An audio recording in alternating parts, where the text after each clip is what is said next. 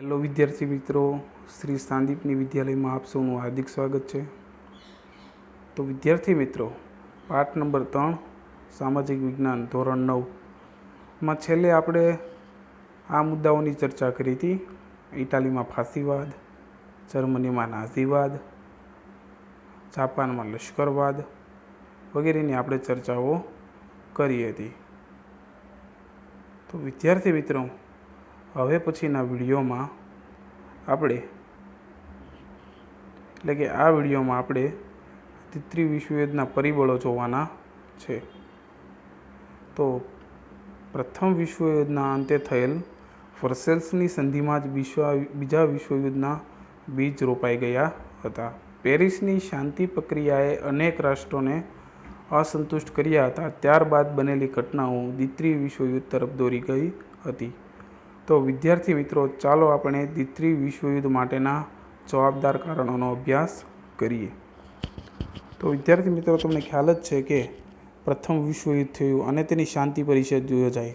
તેમાં વર્સેલ્સની સંધિ નામે એક સંધિ કરવામાં આવી હતી, એટલે કે એક સમાધાન કરવામાં આવ્યું હતું, પણ તેમાં તે બીજા વિશ્વયુદ્ધના બીજ રોપાઈ ગયા હતા। તો એમાંથી પહેલું કારણ છે ઉગ્ર રાષ્ટ્રવાદ। પ્રથમ વિશ્વયુદ્ધ પછી જર્મન, જાપાન અને ઇટાલીમાં ઉગ્ર રાષ્ટ્રવાદનો વિકાસ થયો।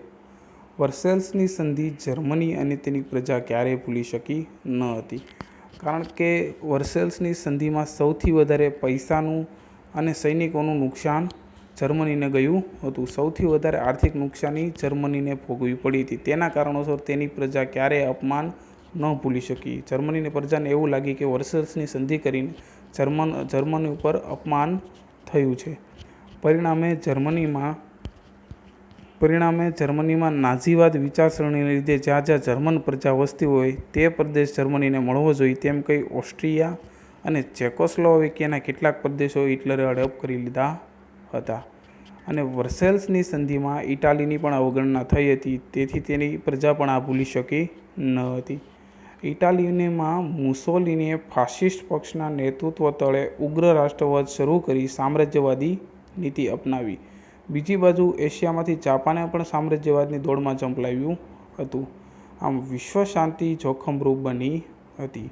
તો વિદ્યાર્થી મિત્રો, જોઈ ઉગ્ર રાષ્ટ્રવાદ, એમાં પ્રથમ વિશ્વયુદ્ધ પછી જર્મન, જાપાન અને ઇટાલીનો ખૂબ હાર થઈ હતી, ખૂબ ઊંડી રીતે હાર થઈ હતી, અને તેના કારણે તેમાં ઉગ્ર રાષ્ટ્રવાદનો વિકાસ થયો। અને વર્સેલ્સની સંધિ જર્મનીની પ્રજાને અપમાન લાગ્યું, એટલે જર્મનીના નાગરિકો, તમામ દેશના જર્મનીના નાગરિકો તેને ભૂલી શક્યા નહીં, અને તેના કારણે જર્મનીમાં નાઝીવાદી વિચારસરણી જન્મી, જેનો નેતા હતો હિટલર।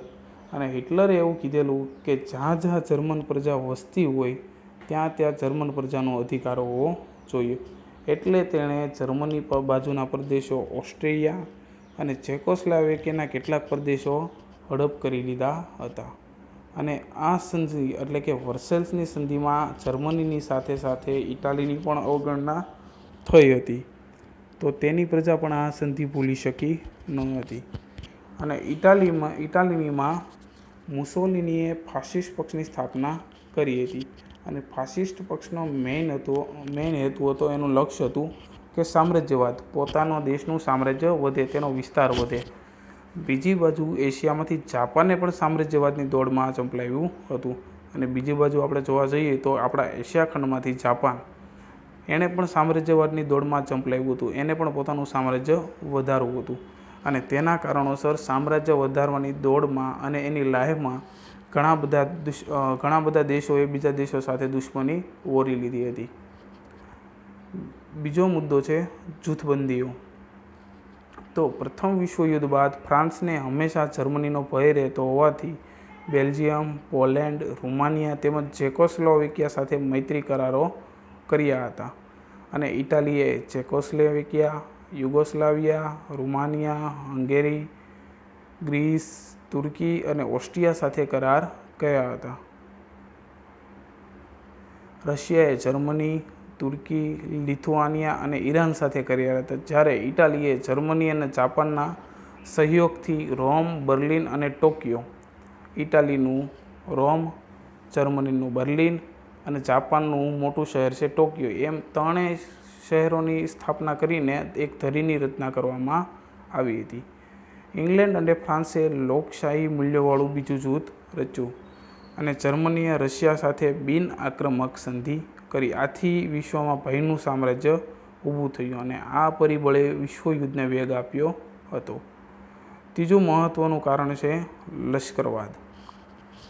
તો પ્રથમ વિશ્વયુદ્ધ પછી શાંતિની જાળવણી કરવા માટે પ્રયાસો કરવામાં આવ્યા. તેનાથી ઉલટું યુરોપના રાષ્ટ્રો સશસ્ત્રીકરણની હરફાઈ કરી રહ્યા હતા. યુરોપના દરેક રાષ્ટ્રોમાં માત્ર ને માત્ર શસ્ત્રોનું ઉત્પાદન વધ્યું. એકબીજાથી ચડિયાતા યુદ્ધ શસ્ત્રો બનાવવામાં આવ્યા હતા અને રશિયા, જર્મની જેવા કેટલાક રાષ્ટ્રોએ તો લશ્કરમાં ફરજિયાત તાલીમ શરૂ કરી દીધી અને દરેક રાષ્ટ્રોએ નૌકાદળ, હવાઈદળ અને ભૂમિદળમાં વધારો કર્યો હતો. પૂર્વમાં જાપાને પણ લશ્કરી તાકાત વધારી અને આખરે ઇંગ્લેન્ડ અને ફ્રાન્સ પણ પોતાની શસ્ત્ર સજ્જતામાં વધારો કરતા દ્વિતીય વિશ્વયુદ્ધના નગારા વાગવા લાગ્યા હતા. તો વિદ્યાર્થી મિત્રો જુઓ લશ્કરવાદ, તો કે પ્રથમ વિશ્વયુદ્ધ થયું જે પછી શાંતિની જાળવણી કરવા માટે કરવાના ઘણા બધા પ્રયાસો થયા, પણ તમામ પ્રયાસો નિષ્ફળ રહ્યા. તેનાથી ઉલટું પરિણામ આવ્યું કે યુરોપના ઘણા બધા રાષ્ટ્રો એટલે કે ઘણા બધા દેશો શસ્ત્ર બનાવવાની હરીફાઈ કરી રહ્યા હતા અને યુરોપના દરેક રાષ્ટ્રોમાં માત્ર ને માત્ર શસ્ત્રોનું ઉત્પાદન વધ્યું અને એકબીજાથી ચડિયાતા યુદ્ધ શસ્ત્રો બનાવવા લાગ્યા હતા. જ્યારે રશિયા, જર્મની જેવા કેટલાક રાષ્ટ્રોમાં તો લશ્કરમાં ફરજિયાત તાલીમ શરૂ કરી દીધી હતી અને દરેક રાષ્ટ્રોએ પોતાનું નૌકાદળ, હવાઈદળ અને ભૂમિદળમાં વધારો કર્યો અને આ બાજુ પૂર્વમાં જાપાને પણ પોતાની લશ્કરી તાકાત વધારી અને છેલ્લે ઇંગ્લેન્ડ અને ફ્રાન્સે પણ પોતાની શસ્ત્ર સજ્જતામાં વધારો કરતા દ્વિતીય વિશ્વયુદ્ધનું કારણ ખૂબ જ મજબૂત બન્યું અને વેગીલું બન્યું. એ પછી છે રાષ્ટ્રસંઘની નિષ્ફળતા, યુનાઇટેડ નેશનની નિષ્ફળતા.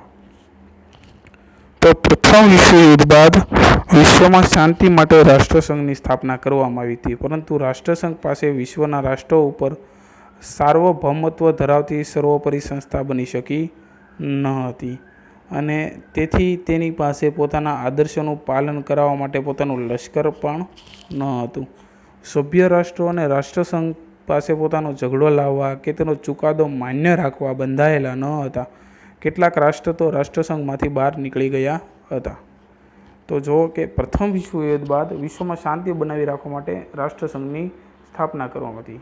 તેનો હેતુ, તેનો લક્ષ્ય એવો હતો કે આખા વિશ્વમાં શાંતિ બની રહે, પરંતુ રાષ્ટ્રસંઘ પાસે એવું સત્તા હતી, બરાબર, કે દરેક દેશો ઉપર નિગરાની રાખી શકે, પણ એમાં તે નિષ્ફળ ગયું હતું અને તેની પાસે પોતાનું આદર્શોનું જે કોઈ એના નીતિ નિયમ એનું પાલન કરવા માટે કોઈ લશ્કરી શાસન ન હતું, કોઈ લશ્કર ન હતું અને જે કોઈ તેના સભ્ય રાષ્ટ્રો હતા અને રાષ્ટ્રસંઘ પાસે પોતાનો ઝઘડો લાવવા કે ચુકાદો માન્ય રાખવા બંધાયેલા પણ ન હતા અને કેટલાક રાષ્ટ્રો તો રાષ્ટ્રસંઘમાંથી છેડો ફાડીને બહાર નીકળી ગયા હતા અને શરૂઆતમાં રશિયા અને જર્મની રાષ્ટ્રસંઘનો સાથ છોડી દીધો હતો. ત્યાર પછી ઇટાલી અને જાપાન તેમાંથી બહાર નીકળી ગયા, કારણ કે ઇટાલીએ એબિસિનિયાથી આઝાદી ઝૂંટવી લીધી હતી અને જાપાને મંચુરિયા પર આક્રમણ કર્યું હતું. જર્મનીએ ચેકોસ્લોવાકિયાના કેટલાક પ્રદેશો હડપ કરી લીધા, છતાંય રાષ્ટ્રસંઘ તેને અટકાવી શક્યો નહીં અને જુદા જુદા રાષ્ટ્રોની સત્તા લાલસા અથવા સત્તા ભક્તિ રાષ્ટ્રસંઘમાં બળવાન બની. રાષ્ટ્રસંઘ જૂથબંધી પણ અટકાવી શક્યો નહીં. રાષ્ટ્રસંઘની આ સૌથી મોટી નિષ્ફળતા હતી. એ પછી છે વર્સેલ્સની સંધિ. પ્રથમ વિશ્વયુદ્ધના અંતે પેરિસ શાંતિ પ્રક્રિયામાં વર્સેલ્સની સંધિ કરવામાં આવી હતી. તેમાં જર્મનીને જવાબદાર ગણવામાં આવ્યું હતું અને તેને યુદ્ધદંડ પેટે 6.5 અબજ પાઉન્ડની મોટી રકમ આપવી પડી હતી. તેના મહત્ત્વના પ્રદેશો એટલે કે રોહર પ્રાંત જેવા પ્રદેશો પડાવી લેવામાં આવ્યા હતા. જર્મનીની રાઇન નદી આંતરરાષ્ટ્રીય જળમાર્ગ માટે ખુલ્લી મૂકવામાં આવી. આમ અપમાનજનક અને અન્યાયી સંધિ જર્મની પર ઠોકી બેસાડવામાં આવી. જર્મનીના સરમુખત્યાર એડોલ્ફ હિટલરે વર્સેલ્સની સંધિને કાગળનું ચીથરું કહીને ફગાવી દેવાની હાકલ કરી. તેથી જર્મનીની પ્રજાને યુદ્ધમાં પ્રોત્સાહન મળ્યું. બીજી બાજુ જાપાનને પણ આ સંધિથી અસંતોષ હતો. આમ વર્સેલ્સની સંધિથી કોઈને કોઈ પ્રકારે કેટલાક રાષ્ટ્રોને અન્યાય થયો હતો, માટે વર્સેલ્સની સંધિમાં જ બીજા વિશ્વયુદ્ધના બીજ રોપાઈ ગયા હતા તેમ કહી શકાય. અને એ પછી છે એડોલ્ફ હિટલરની સામ્રાજ્યવાદી મહત્વાકાંક્ષા. એડોલ્ફ હિટલર સામ્રાજ્યવાદી, એનો દેશનો વિસ્તાર વધે તેવો એના લક્ષ્ય, તેના હેતુઓ હતા. હિટલર બીજા વિશ્વયુદ્ધના પાયામાં હતો, એટલે કે બીજું વિશ્વયુદ્ધ ખડું કરવા, એટલે કે બીજું વિશ્વયુદ્ધ શરૂ કરનાર એડોલ્ફ હિટલર હતો. તે ઉગ્ર રાષ્ટ્રવાદી અને સૈનિકવાદી માનસ ધરાવતો હતો, માટે તે કોઈ પણ હિસાબે જર્મનીની એકતા, સ્થિરતા અને સમૃદ્ધિ ચાહતો હતો. હિટલરના સામ્રાજ્યવાદનો પહેલો શિકાર ઓસ્ટ્રિયા બન્યું હતું. હિટલરે જર્મન સેના સાથે ઓસ્ટ્રિયામાં પ્રવેશ કર્યો હતો 12 માર્ચ 1938માં. અને મ્યુનિચ સંમેલન પછી બીજા જ દિવસે ચેકોસ્લોવાકિયા પર કબજે કર્યો 1 ઓક્ટોબર 1938ના રોજ. ત્યારબાદ તેણે આગળ વધી માર્ચ 1939માં લિથુઆનિયાના મેમેલ બંદર પર કબજો મેળવી લીધો. માર્ચ 1939માં આમ વિશાળ જર્મન રાષ્ટ્ર તેનું સર્જન કર્યું. આમને આમ તેને વિસ્તાર વધારવામાં, જર્મનીનો વિસ્તાર વધારતા સૌપ્રથમ તો ચેકોસ્લોવાકિયા પર કબજે કર્યો, ત્યારબાદ લિથુઆનિયાનું મેમેલ બંદર છે તેની પર કબજે લીધો અને પોતાની સામ્રાજ્યવાદની નીતિ વધારતો ગયો. હિટલરની સામ્રાજ્યવાદી નીતિ દ્વિતીય વિશ્વયુદ્ધ માટે મુખ્ય જવાબદાર હતી. એ પછી છે જર્મનીનું પોલેન્ડ પર આક્રમણનું તાત્કાલિક પરિબળ. ઉપરયુક્ત તમામ પરિબળો સમગ્ર વિશ્વને દારૂગોળાના મોટા ઢગ પર લાવીને બેસાડી દીધું હતું. એક નાનકડી ચિનગારી વિશ્વમાં ભયાનક વિસ્ફોટ કરી શકે તેમ હતી, અને આ ચિનગારી ચાપવાનું કામ જર્મનીએ શાંત પોલેન્ડ પણ કર્યું 1 સપ્ટેમ્બર 1939ની વહેલી સવારે. તેથી દ્વિતીય વિશ્વયુદ્ધનો પ્રારંભ થઈ ગયો હતો. બ્રિટન અને ફ્રાન્સે જર્મનીને આ યુદ્ધ તાત્કાલિક બંધ કરી દેવાની ચેતવણી આપી, પણ જર્મનીએ તેની ઉપેક્ષા કરી, તેનું કયું માન્યું નહીં, અને તેથી બ્રિટન અને ફ્રાન્સે પણ આ યુદ્ધમાં ઝંપલાવ્યું, એટલે કે આ યુદ્ધમાં તેણે પણ પોતાનું પડતું મૂક્યું. પરિણામે સમગ્ર વિશ્વમાં દ્વિતીય મહાયુદ્ધની જ્વાળાઓ ફેલાઈ હતી. એ પછી આવે છે દ્વિતીય વિશ્વયુદ્ધની રૂપરેખા. દ્વિતીય વિશ્વયુદ્ધ શરૂ થતાં ફરીથી વિશ્વ બે જૂથમાં વહેંચાઈ ગયું હતું. એક તરફ ઇંગ્લેન્ડ અને ફ્રાન્સની આગેવાનીનું મિત્ર રાષ્ટ્ર, અને બીજી બાજુ જર્મની, ઇટાલી અને જાપાન જેવા ધરી રાષ્ટ્રોનું જૂથ હતું. આ ઉપરાંત યુદ્ધખોર માનસ ધરાવતા બીજા કેટલાક પરિબળો તેમાં પ્રવેશ્યા હતા. જાપાને હવાઈ ટાપુમાં પર્લ હાર્બર ખાતે આવેલા અમેરિકન નૌકાદળ પર આક્રમણ કર્યું. પરિણામે તટસ્થ નીતિ છોડી અમેરિકાએ પણ વળતો હુમલો કર્યો. અમેરિકા તટસ્થ હતું, કોઈ પણ પક્ષના નહોતું, ધરી રાષ્ટ્રો કે મિત્ર રાષ્ટ્રોના પક્ષે, પણ તેની ઉપર હુમલો થતાં અમેરિકા ક્રોધે ભરાણું અને તેણે સામો હુમલો જાપાન પર કર્યો, જે ઇતિહાસની સૌથી મહત્વપૂર્ણ ઘટના તરીકે આંકવામાં આવે છે. અને પરિણામે અમેરિકાએ તટસ્થ નીતિ છોડી અમેરિકાએ વળતો હુમલો કર્યો. તે મિત્ર રાષ્ટ્રોના પક્ષે જોડાઈ ગયું. તેથી મિત્ર રાષ્ટ્રોની તાકાતમાં વધારો થયો. જ્યારે વિશ્વયુદ્ધ ઘમાસાણ ચાલતું હતું, તેમાં જાપાનની તાકાતને રોકવા અમેરિકાએ જાપાનના હિરોશિમા અને નાગાસાકી એમ બે નગરો પર અણુબોમ્બ ફેંકતા જાપાનના 1,24,000થી વધુ નાગરિકનો ભોગ લેવાયો અને આ મહાવિનાશ સર્જાયો. પરિણામે જાપાને શરણાગતિ સ્વીકારી અને 11 ઓગસ્ટ 1945 અને દ્વિતીય મહાવિશ્વયુદ્ધનો અંત આવ્યો. તો વિદ્યાર્થી મિત્રો, જાપાન પર અમેરિકાએ 2 અણુબોમ્બ ફેંક્યા, હિરોશિમા અને નાગાસાકી શહેરો પર. અણુબોમ્બના નામ છે લિટલ બોય અને ફેટ મેન નામના 2 અણુબોમ્બ ફેંક્યા હતા.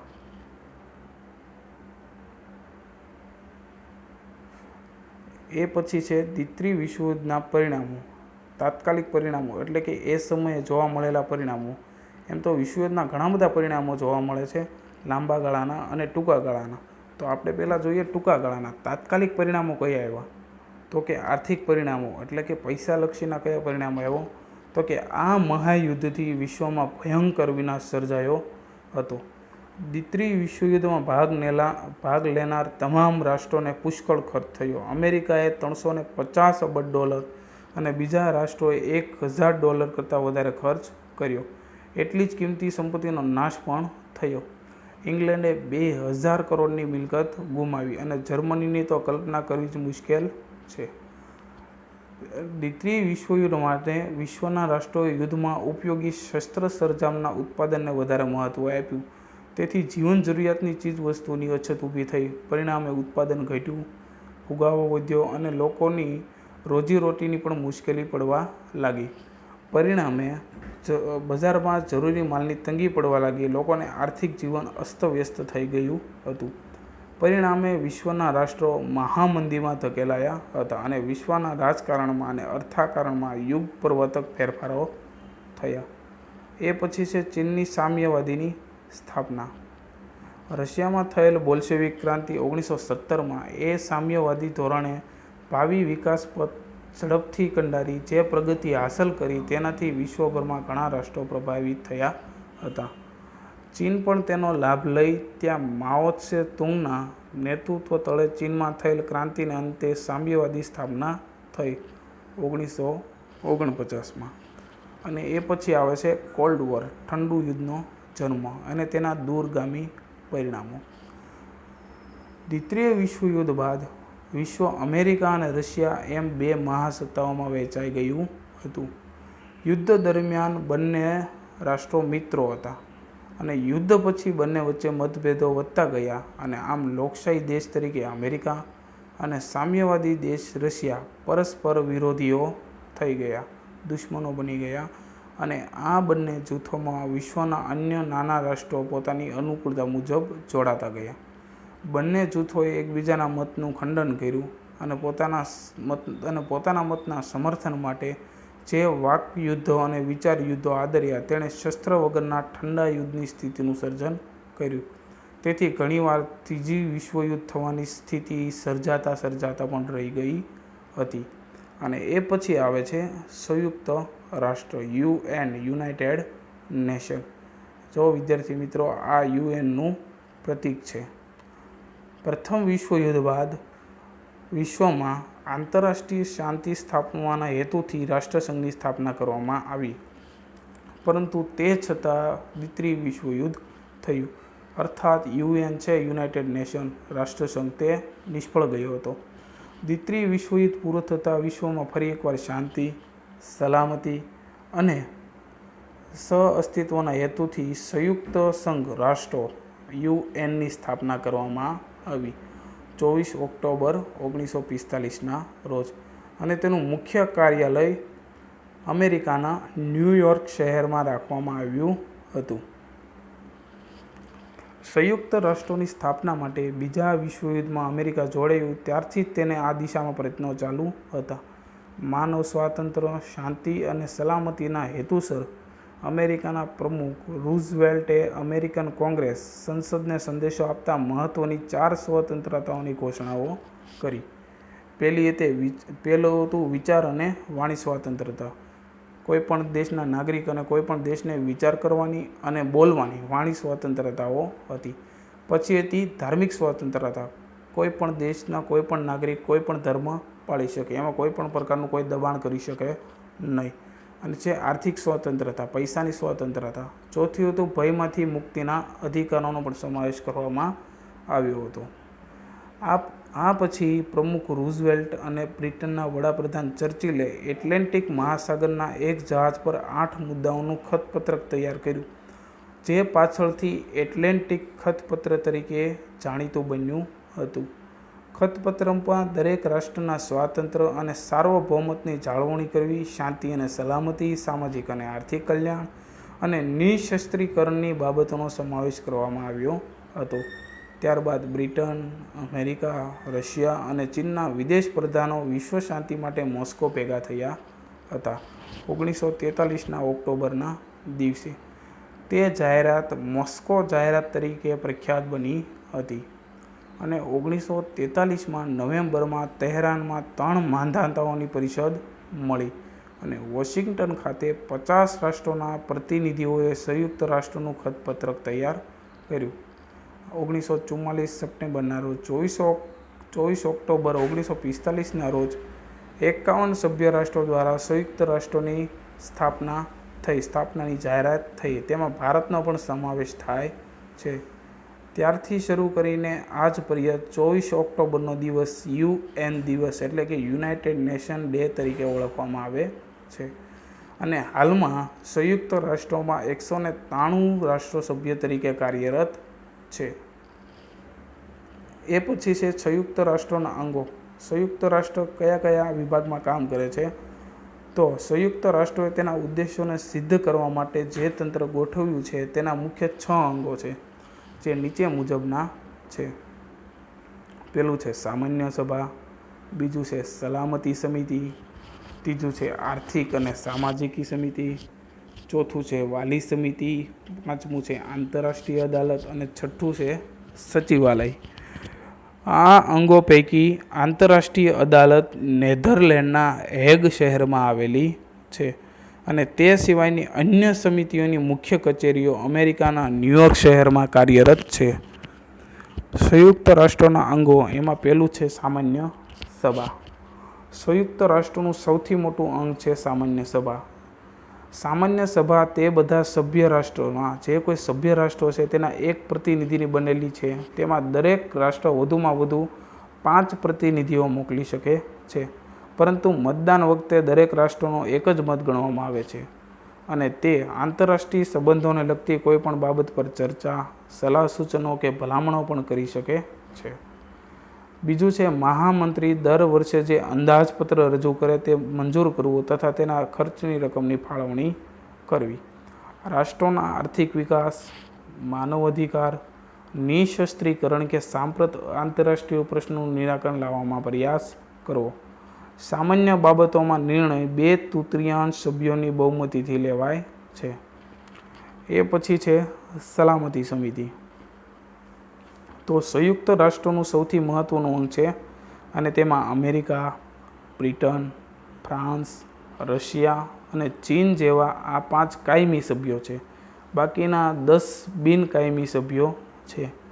આ સમિતિને આંતરરાષ્ટ્રીય શાંતિ અને સલામતી જાળવવા માટે અત્યંત વિશાળ એટલે કે મોટી સત્તાઓ આપવામાં આવેલી છે. કોઈપણ દેશ કોઈપણ રાષ્ટ્રના ઝઘડાના ઉકેલ માટે કે વાટાઘાટો, તપાસ અને મધ્યસ્થી દ્વારા શાંતિમય રીતે પ્રશ્નો હલ કરે છે. કોઈપણ આંતરરાષ્ટ્રીય બાબતમાં નિર્ણય લેવા માટે 5 કાયમી સભ્યોમાંથી કોઈ પણ એક મત હકારાત્મક ન હોય એટલે તો તે બાબત પર નિર્ણય લઈ શકાતો નથી.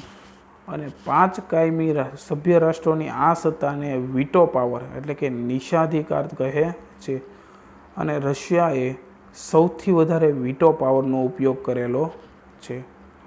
તો વિદ્યાર્થી મિત્રો, હવેનો ટોપિક છે આર્થિક અને સામાજિક સમિતિ. તો આર્થિક અને સામાજિક સમિતિ હવે પછીના વિડીયોમાં આપણે જોશું.